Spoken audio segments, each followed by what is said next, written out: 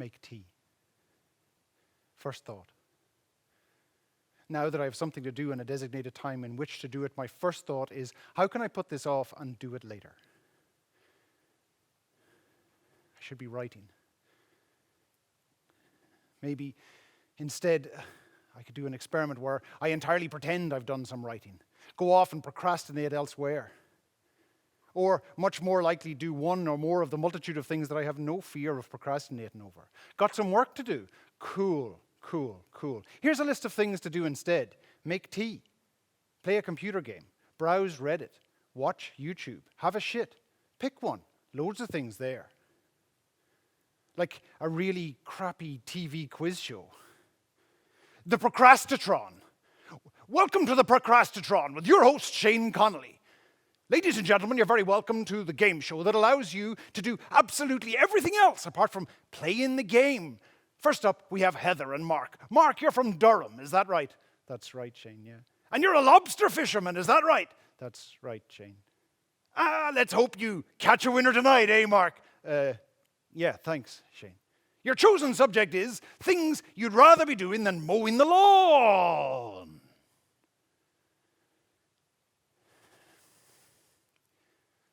And so on.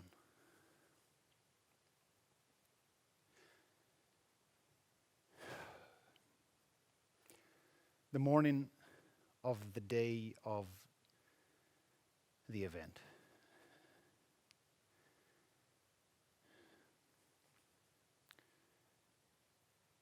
Like a bowl of spaghetti.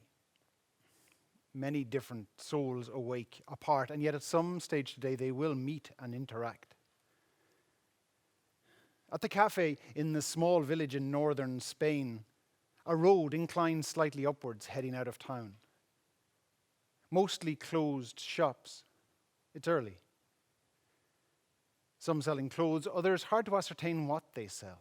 Iron bars over all the windows. Is there a lot of crime in northern Spain? Cars parked on either side. No new cars. No very old cars, but all with some mileage on them. Some dusty and dirty, some missing a hubcap. One, that blue colour a certain age of cars always are. A small blue car van hybrid. Look in the back window, and there's an old blanket, and some rope, and a spare tyre, and an open cardboard box. Right, hola, in the dust of the back window. And turn to see her sitting looking at you. She's sitting outside the small cafe on the right of the inclining road out of town. In any other country, in any other situation, you'd probably look away.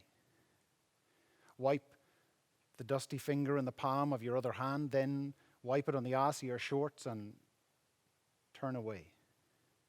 Pretend to her and to yourself that you don't care that she's looking at you, still looking at, will continue to look at you as you continue up the inclining road, out of town, around the corner, and gone.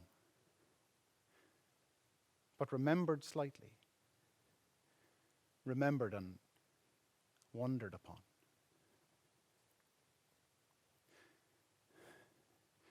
But not today. Here. Now. Look. Stare. Wipe the dirty, dusty finger in the palm of your other hand, then wipe it on the arse of your shorts, but still looking. Staring not quite right to say, not unblinking, but fixed, but easy, not uncomfortable, still looking at her eyes and feeling relaxed and walking over the dust stain on the arse of your shorts.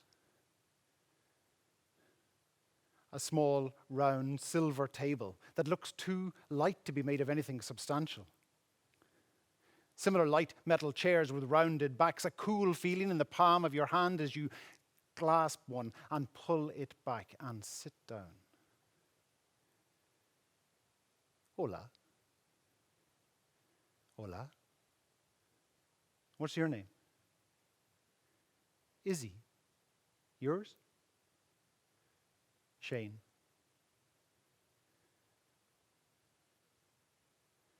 Some silence now as this settles in.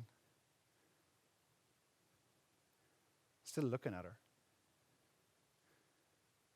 Still looking at her eyes. But something shifts inside. A small flag is popped out of the cartoon cannon in your gut. It arcs up and begins to fall, parachuting lazily down before it plants itself on the imaginary ground. It unfurls and flutters in an unknown wind, and you can hear it faintly flump and thack. Careful, it proclaims. Careful. Flump. Thack.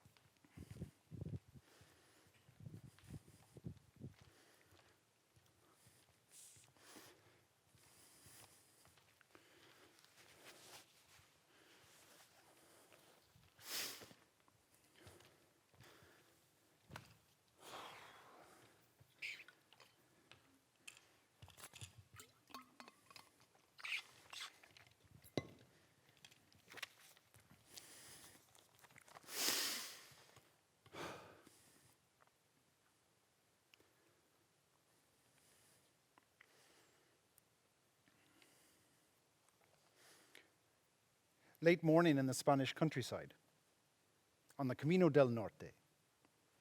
Blue skies, warm, nearly hot. Fields, stone walls, dust, cows with bells, tractors making more dust, birds.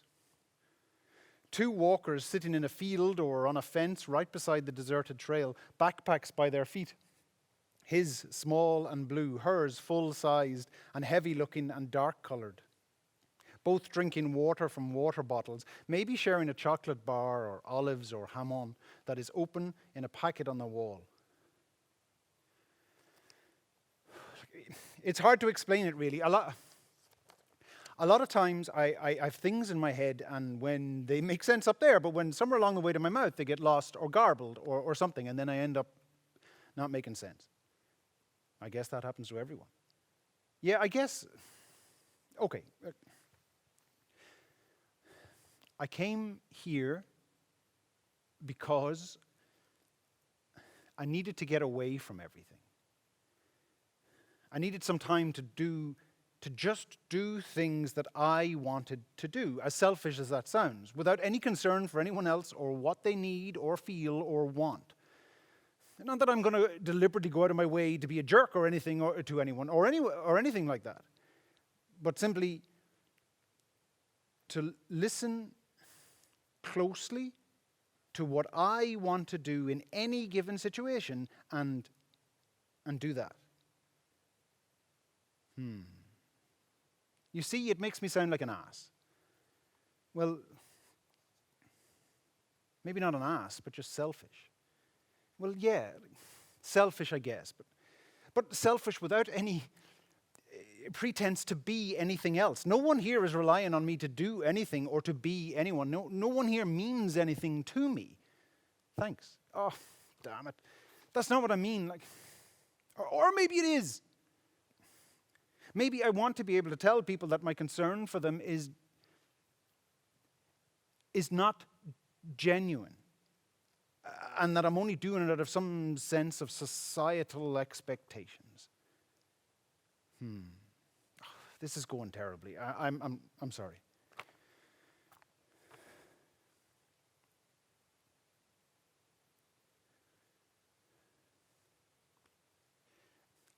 I'll try one more time, right? You know Forrest Gump, the movie, yeah. You remember the part where he was like takes off running and goes coast to coast for years? All those people following him. Yeah. Well, it's like that. He says it brilliantly. When I was hungry, I ate. When I was tired, I slept. And when he needed to shite, he shited. Shatted. Shitted. Anyway, whatever it is, he did that.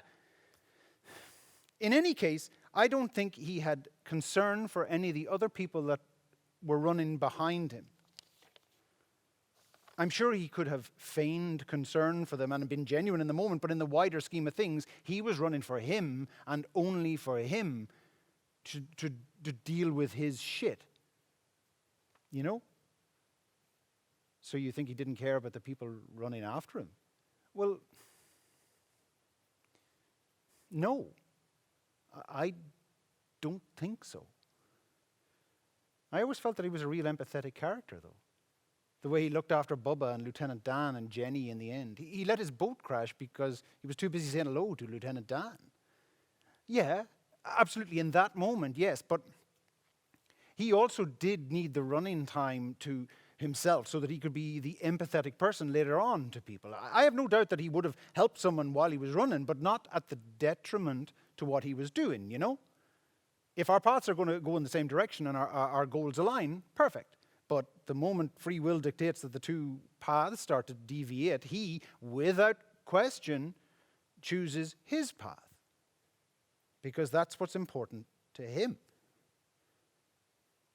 Do you think he would have stopped running to save a cat in a tree? Well, I don't know. Like if the cat was in mortal danger, maybe. If the tree was on fire or something, then maybe, yeah. But he wouldn't stop and build a cat shelter instead of continuing his running. Like, I'm not explaining myself properly.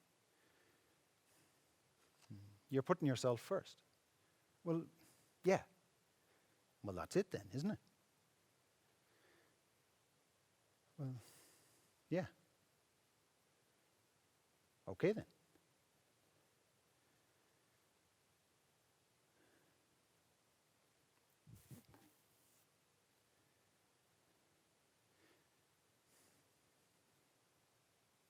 Did you see Noel this morning?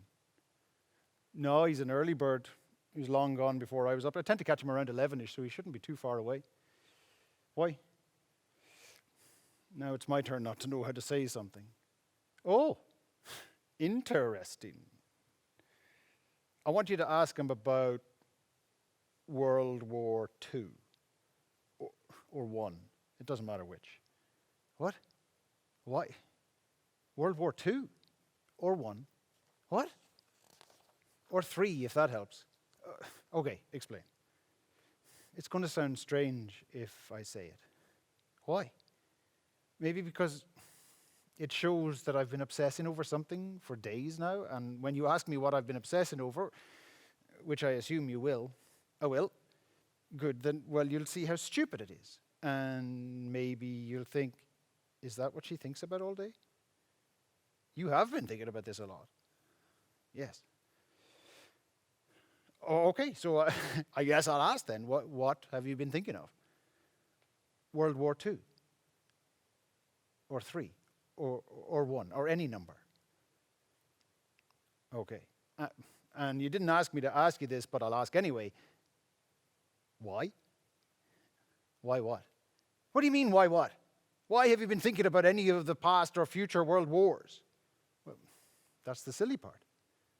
You're making this harder than it has to be, I feel. Are you enjoying yourself? I am. Cool. Well, I'll keep playing then.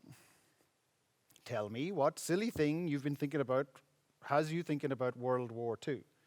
Or three? Or one? Did you talk much to Noel? A bit, yeah. Well, a couple of days ago, I think, near Ribadessia, I walked with him for a while. He was waxing lyrical about a pair of trail runners that he was going to buy, and I had never heard of trail runners before. Waxing lyrical? Oh, telling you how great they were, going on and on about something. Okay. Trail runners? Yeah, I didn't know either. Like they're a mix between hiking boots and runners, sneakers, running shoes. I don't know what you call them. Sneakers, a mix between sneakers and hiking boots. Anyway, go on. I talked with Noel. Me too. I walked with him for a while and then he got slow. He was talking about blisters, all right. But then we were talking about traveling. And I talked about Poland and said something about Auschwitz, and he said blah de blah de blah de blah de blah in World War II. World War II. No, World War II. What? World War II. No, World War II. You're just saying what I'm saying. I'm not. Listen. World War II. World War II? Yes. Oh. Oh. Are you sure? No. But nearly? Nearly sure. Yeah. So you are nearly sure that when you were talking to American Noel with the hat, that he said World War II and not World War II. Yes. Nearly. It's silly. That is what I've been thinking about for nearly 3 days. Is it possible he said that? Is it possible he thinks that that's what it's called? Like, I'm nearly sure he has seen it written somewhere, and then, you see, it's world, not war. World War II. But maybe he didn't see it written somewhere. Ever. Maybe he never thinks about it much. Maybe he is dyslexic, yes. Maybe he made a mistake because he's tired. Maybe. Or maybe he actually thinks it's called World War II. Yes. Yes, maybe. And that's what I'm thinking about. Silly. No, not silly. Not silly at all. In fact, it's interesting. Is it possible that someone actually thinks it is called World War II? Now you understand, you see? I think it is possible that someone somewhere does think that. There's lots of people in the world. War. What? Nothing, sorry, nothing. Go on. There's lots of people. Yes, lots of people, lots. And lots of people walk in the Camino, all kinds of people who think all kinds of things. Some things they think that I don't think, some things I think that they don't think. But maybe there is someone in the world who thinks it is World War II, and maybe that someone likes to walk, and maybe that person comes to Spain, maybe that person is Noel. Noel with the hat. Maybe. Yeah. Yeah, maybe. World War II. Yeah. Okay. Okay. Yeah. Okay. We have to find Noel and ask him. Yeah, well, maybe not ask him, but get him to say it, and then we see. Not just ask him. How do you ask that question? Okay.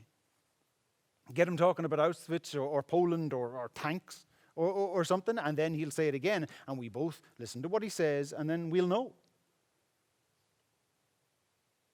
We